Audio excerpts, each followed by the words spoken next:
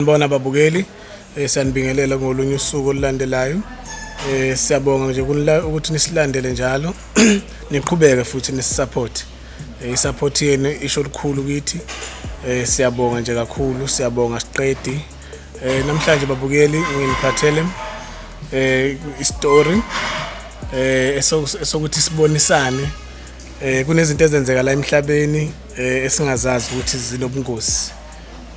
Kunensizwa la eke yangixoxela lesi story sangithinta ukuthi nami ngize ngizosharisha nani so that nami ulwazi engibona ukuthi liyasiza emphakathini mhlawumbe lisize ngoba nazisa ukuthi kulezi khathi zamanje ubupha sekubuningi sekwenzeka izinto eziningi sitshena ukuthi senza kahle kanti cha. Lensizwa ke ngibekela ukuthi kumngozi kangakanani ukulala nabantu abahlukahlukene. Ukuthi kwenzani kumuntu ophilayo.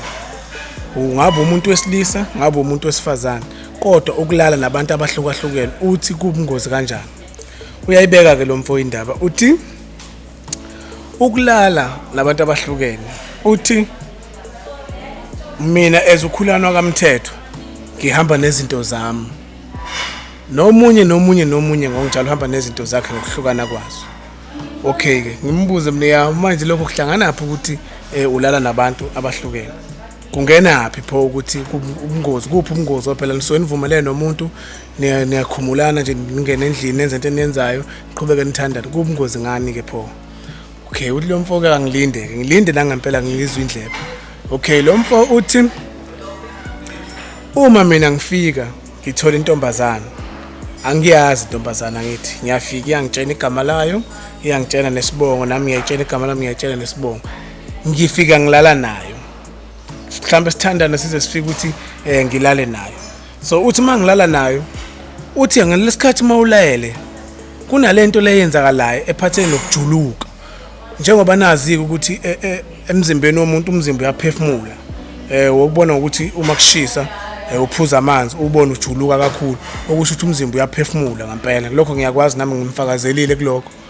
Uthi yabonga lesikhathi lokhu nilele la nijuluka uthi ngalesikhathi uhamba niqede nenze yonke into ngiyageza kulungile ngiyageza ngiyamvalisa kodwa wena usuthwebule ithunzi lalo muntu lo ubukadulele naye.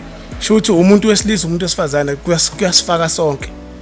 Shuthi mina sengithwebule isithunzi salomuntu ebengilele naye. Uthi ke bese uyasuka futhi kulo uyahamba yakomunye.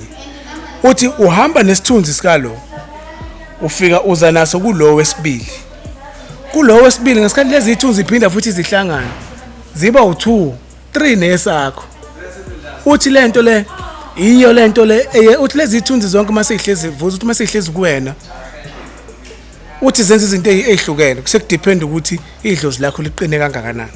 So uma lezi lokho sesihlangene kwena kuyenzeka ube umuntu onganayo inhlanhla kwezomsebenzi.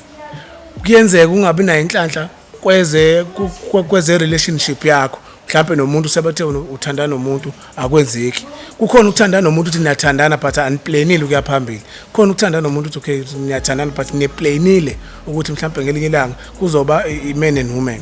Yabo man and wife ngasho njalo nize ngicine nifake iring. So uthola ukuthi wena ufisa ukuthi niyofaka iring akwenzeki. Ulokhu uthi uyayibuza kwenzakaleni akwenzeki lutho into zakho ziyamantseni. Uthi ingakho uthi kwesinye isikhathi ubona ethi umuntu abantu uthola ukuthi njengathina thina ndle emnyama thina amaZulu siyakholelwa ezintweni zesintu kakhulu njengokuthi nje ungikholelwa ukuthi izinto zami engahambi kahle fanele ngiyobona umuntu wesiZulu obonayo. Uthi ingakho masihamba silandela abantu abakanjalo uthola egcina ethu umuntu bethi unesinyama. Uthola lesi sinyama manje ungaze wena ugcina uthini uthi umuntu omakhelwane mhlawumbe okhona noma umuntu okujwayele ukufaka leso sinyama. Uchazileke lo mfovu swanaba waqinisa wathi uyabona mawusuku ulala nomuntu ulale naye uphinde ulale nalomunye kuze kufike kulo ukuthi uyakiyeka ngenxa ukuthi usekubona usulala naloya. Uthi lo muntu usuke kahle usuthinta idlozi lakhe. Suke wena usulwa naye ulwa nedlozi lakhe ngoba uthi yena ufana ukuthi yena mayibingelela umuntu umethe na sawubona akasho ukuthi sawubona uthi sanibona ngoba umuntu mayihamba kahambi yedwa emhlabeni.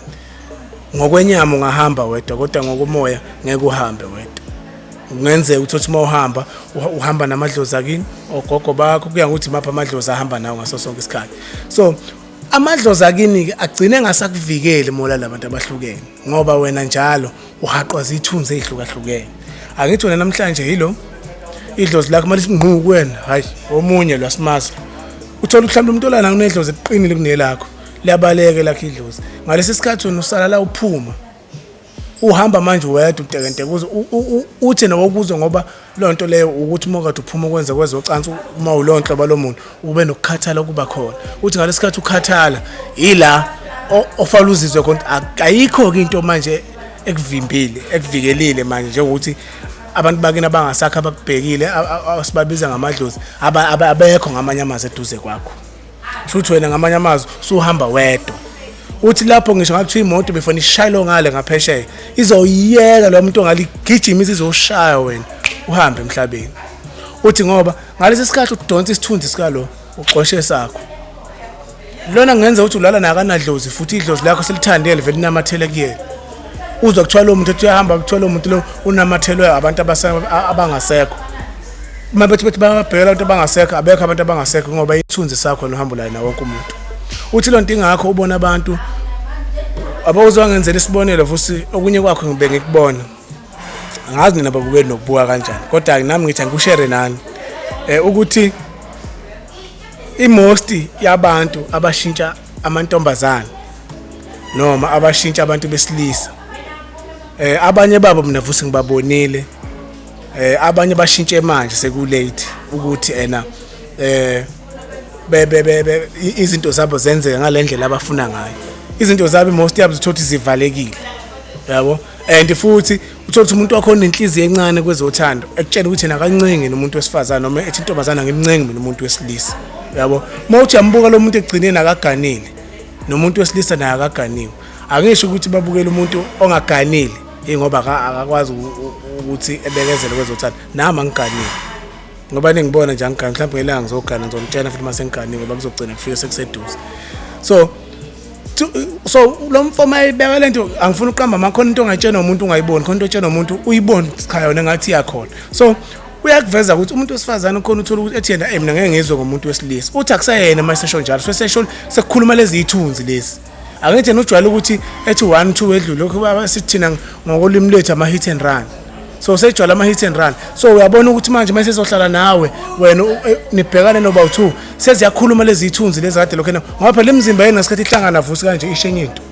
ngithatha usuku uma unuka wena nami nginuka so nuka sobabili la uyathanda uthanda so lonto ngesikhathi ihlangene kanjalo yilapho ke okwenzeka yonke ke lento le so sesekukhuluma zonke lezi ifuba lezi mola lesifubeni ngabulala ngomhlane ngabulala ngohlangothi sekukhuluma lezi zinto zonke lezo nohlezulu lezi ezilala kuwe noma wena lezolala kuzona so ingakho kubona abantu besilisa amunye ethi mina ngincenga umuntu wesifazane mina ngangitshela umuntu wesifazane umbona ukuthi uyohleze elonely kanje engenalutho nento zakhe futhi ayiphumeleli nowesifazane ngokunjalo ugcina usumbona segcwele emgwaqweni uselala yonke abantu besilisa ezelala nje nazingane ezincane ngenxa yokuthini wazi ukuthi nomuntu wesilisa akamncenga ufuna nje kuphela ukuthi njani ufuna ukulalwa kuphele kanjalo edlulele phambili so ke ngithi nami babukela ngisharishe nale nkulumo le ngiyazi ukuthi mhlawumbe khona umuntu ezomthinta ozosithola isifundo efunde ofundile siyabonga efunde njalo niphinde futhi silandele ku episode elandelayo ningakhohlwa ukulike no subscribe ni share.